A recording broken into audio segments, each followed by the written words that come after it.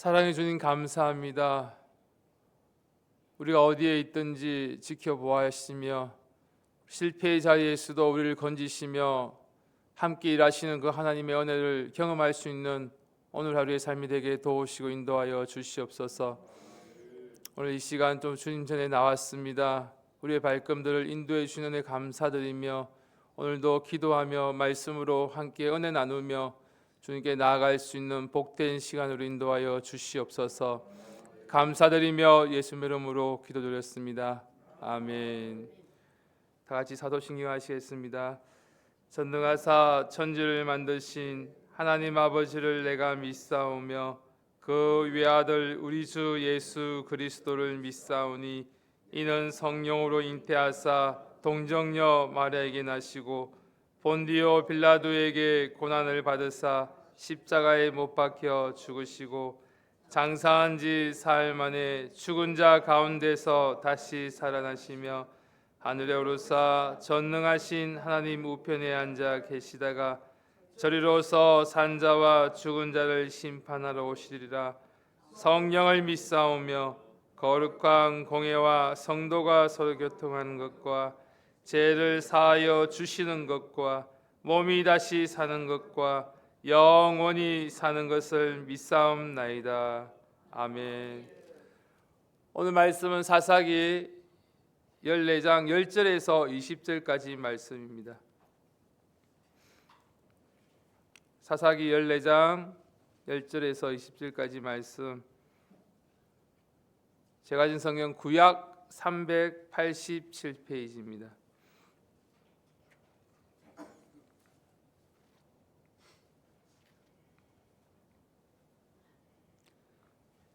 구약 387페이지입니다. 사사기 14장 10절에서 20절까지 말씀을 저와 여러분들이 한 절씩 교독하시겠습니다.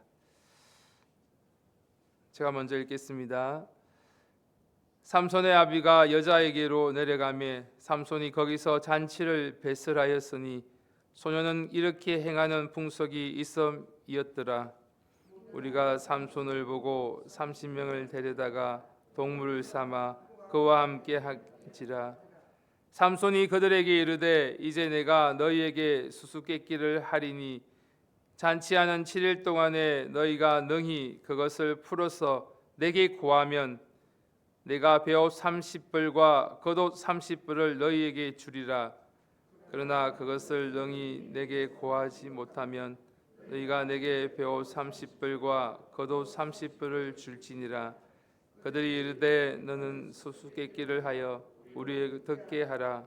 삼손이 그들에게 이르되 먹는 자에게는 먹는 것이 나오고 강한 자에게서 단 것이 나왔느니라.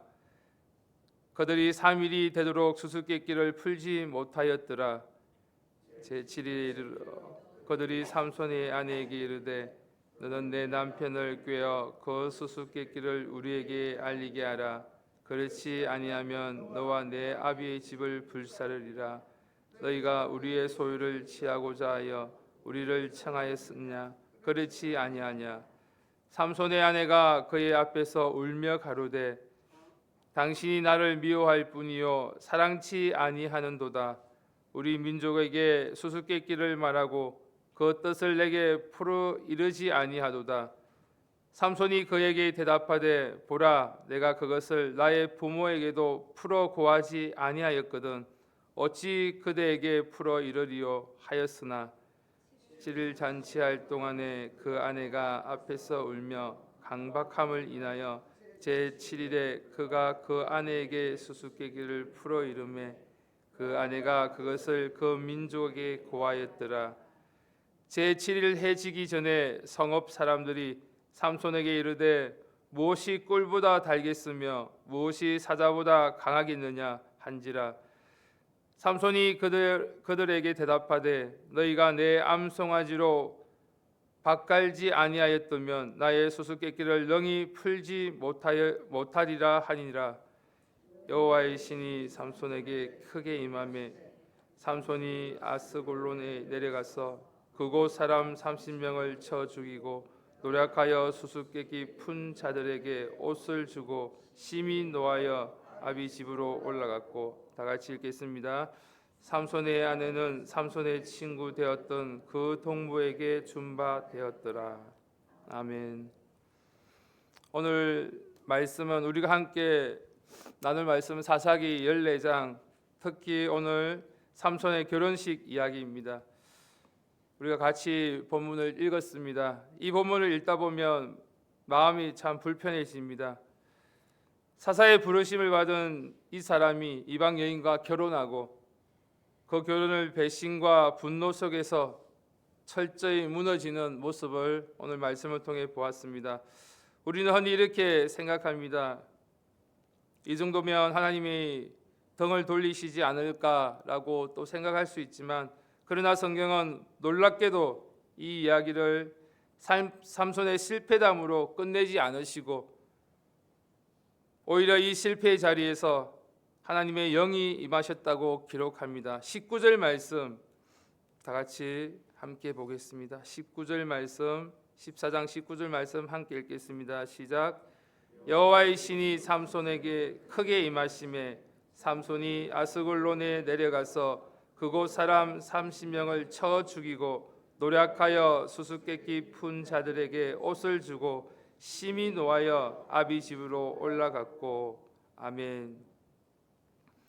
오늘 이 말씀 보면 우리에게 분명한 중요한 메시지입니다. 하나님은 당신의 자녀를 끝까지 포기하지 않으시고 그와 함께 하시며 그를 붙드시는 하나님의 선언입니다. 10절 말씀에 보면 삼손의 아비가 여자에게 내려가며 삼손이 거기서 잔치를 베스라였으니 소녀는 이렇게 행하여 풍속이 있었음이더라. 삼손은 딥나에서 결혼 잔치를 벌입니다. 문제는 장소뿐만 아니라 그 문화, 그 방식, 그 분위기 모두가 하나님의 백성으로서의 그런 결혼식이 아니라 이방의 결혼식을 따라가는 모습입니다. 나시린의 구별된 삶은 보이지 않고 블레셋의 풍습과 잔치 문화가 그 자리를 채우게 됩니다. 오늘 본문은 블레셋 사람들이 삼손에게 친구 30명을 붙였다고 말하고 있습니다. 11절입니다. 그러나 이들은 진짜 친구가 아니라 경계와 감시의 대상이었던 것입니다. 하나님의 백성이 하나님의 자리를 떠나 세상 속에 안착하려 할 때 그 자리는 결코 안전하지 않습니다. 우리의 삶도 마찬가지입니다. 하나님의 자리를 떠난 우리의 모습은 세상 속에 살아갈 때 우리도 결코 안전하지 못하고 넘어지고 쓰러지고 실패의 자리에 연속으로 또 살아갈 수밖에 없는 우리의 모습입니다. 그런데 중요한 사실은 하나 있습니다. 하나님은 그 자리를 떠나지 않으신다는 것입니다. 우리는 떠날지라도, 삼손은 그 자리를 떠날지라도 하나님은 떠나지 않으시고 우리와 함께 하실 줄 믿습니다. 삼손은 하나님에게서 멀어졌지만 하나님은 삼손에게서 멀어지지 않으셨습니다. 은혜의 자리로 항상 바꿔주시고 또 그 12절 이하에 보면 수수께끼를 내어서 그들에게 나아갑니다. 삼손은 잔치를 더 즐겁게 하겠다며 수수께끼를 냅니다. 그 수수께끼는 사자를 죽이고 꿀을 얻은 자신의 경험에서 나온 것이었습니다. 그러나 그 사건은 본질은 분명합니다. 그때 삼손에게 하나님의 영이 임하셨기 때문입니다. 문제는 삼손이 그 은혜를 하나님의 역사로 고백하지 않고 자기 재치와 자기 능력으로 포장했다는 데 있습니다. 하나님의 은혜를 자랑의 재료로 사용하기 시작하면 그 신앙은 점점 가벼워지고 그 선택은 점점 위험해집니다. 하나님께 주신 은혜는 붙드는 것이지 과시하거나 자랑하는 것이 아니기 때문입니다. 오늘 14장 15절 말씀 다 같이 읽겠습니다. 15절 말씀 시작. 제7일에 이르러 그들이 삼손의 아내에게 이르되 너는 내 남편을 꾀어 그 수수께끼를 우리에게 알리게 하라. 그렇지 아니하면 너와 내 아비의 집을 불사르리라. 너희가 우리의 소유를 취하고자 하여 우리를 청하였느냐? 그렇지 아니하냐. 아멘. 수수께끼를 풀지 못한 블레셋 사람들은 삼손의 아내에게 말합니다. 그리고 협박합니다. 그녀는 울며 삼손에게 매달리고 결국은 삼손은 그 비밀을 그 아내에게 말해줍니다. 그리고 즉시 삼손은 배신당합니다. 이 장면은 분명히 우리에게 말씀하십니다. 그녀는 삼손의 아내였지만 그녀의 정체성은 여전히 블레셋 사람이었던 것입니다. 삼손은 결혼했지만 하나가 되지 못했고 사랑한다고 믿었지만 같은 방향을 바라보지 않았던 것입니다. 하나님의 백성과 세상은 본질적으로 하나가 될 수 없습니다. 이 사실을 무시할 때 우리의 관계는 반드시 무너지게 됩니다. 19절 이하에 보면 삼손은 내기에 졌고 배신당했습니다. 그는 분노에 사로잡혀 있습니다. 또 아스골로 내려가 블레셋 사람을 쳐 죽이는 모습이 나옵니다. 오늘 19절 말씀 다시 한 번 더 읽겠습니다. 시작. 여호와의 신이 삼손에게 크게 임하심에 삼손이 아스글론에 내려가서 그곳 사람 30명을 쳐 죽이고 노략하여 수수께끼 푼 자들에게 옷을 주고 심히 노하여 아비 집으로 올라갔고. 아멘.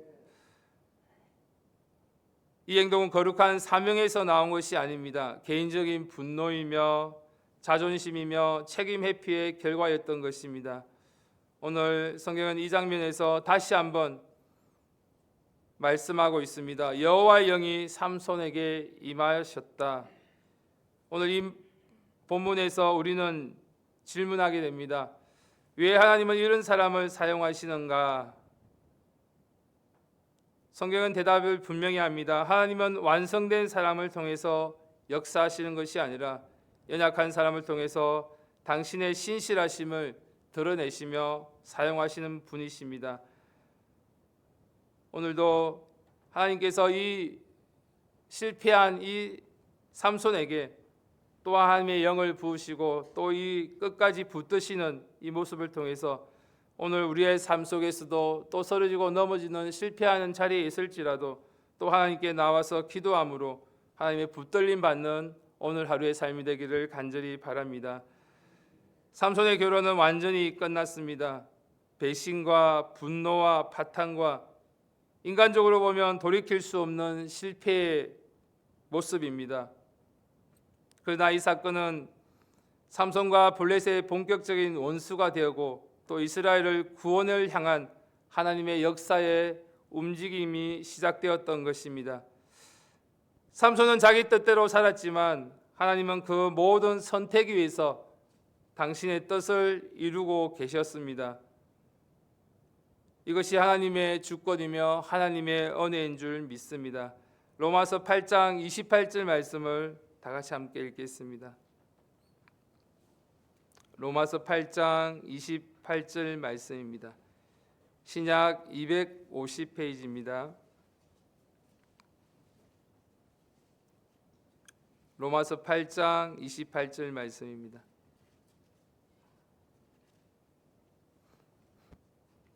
다 같이 한 목소리 읽겠습니다. 시작. 우리가 알거니와 하나님을 사랑하는 자 곧 그 뜻대로 부르심을 입은 자들에게는 모든 것이 합력하여 선을 이루느니라. 아멘. 삼손의 선택 하나하나는 결코 선해 보이지 않습니다. 그러나 하나님은 그 모든 실패를 엮어서 구원의 방향으로 이끄십니다. 하나님을 사랑하는 자, 그 뜻대로 부르심을 입은 자들에게는 모든 것이 합력하여 선을 이루게 하시는 줄 믿습니다. 이 말씀은 삼손에게만 이야기하는 것이 아닙니다. 오늘 우리에게도 오늘을 살아가는 저와 여러분에게 분명하게 말씀해 주시는 은혜의 말씀인 줄 믿습니다. 실패 위에서 다시 일하시는 그 하나님의 은혜가 오늘 하루의 삶을 통해서 저와 여러분들에게도 동일하게 함께하기를 간절히 바랍니다.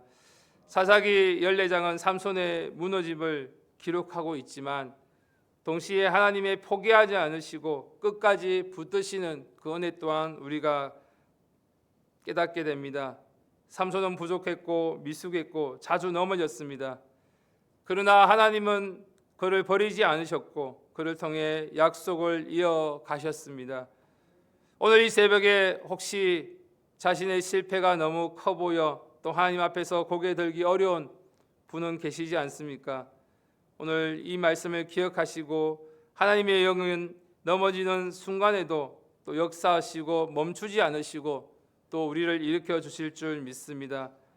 우리의 실패보다 크신 그 하나님의 그 신실함을 믿고 나아가며 우리의 실패 속에 무너져 있는 것이 아니라 하나님께 나와서 또 기도하며 회개할 때 하나님께서 다시 우리를 일으켜 주시고 우리를 사용해 주실 줄 믿습니다. 실패의 자리에서도 하나님은 여전히 일하시며 하나님께 나오는 그들을 우리를 이렇게 세워주시며 이끌어 주실 줄 믿습니다. 그 은혜가 오늘 하루의 삶을 저와 여러분들에게 동일하게 경험되어지는 귀한 삶이 되기를 간절히 바랍니다. 이 시간 다 같이 기도하겠습니다. 하나님 아버지, 어떠한 삶 가운데서도 상황 가운데서도 하나님을 붙들 수 있는 우리의 모습이 되게 도와주시고 넘어지고 쓰러지고 실패의 자리에 있을 때에도 날마다 주님 앞에 나오는 것을 게을리하지 않는 우리의 모습이 되게 도우시고 인도하여 주시옵소서.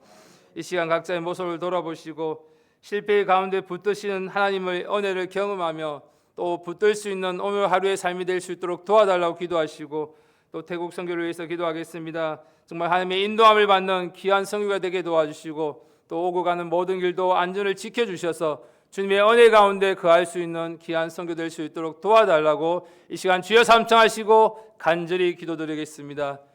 주여, 주여, 주여.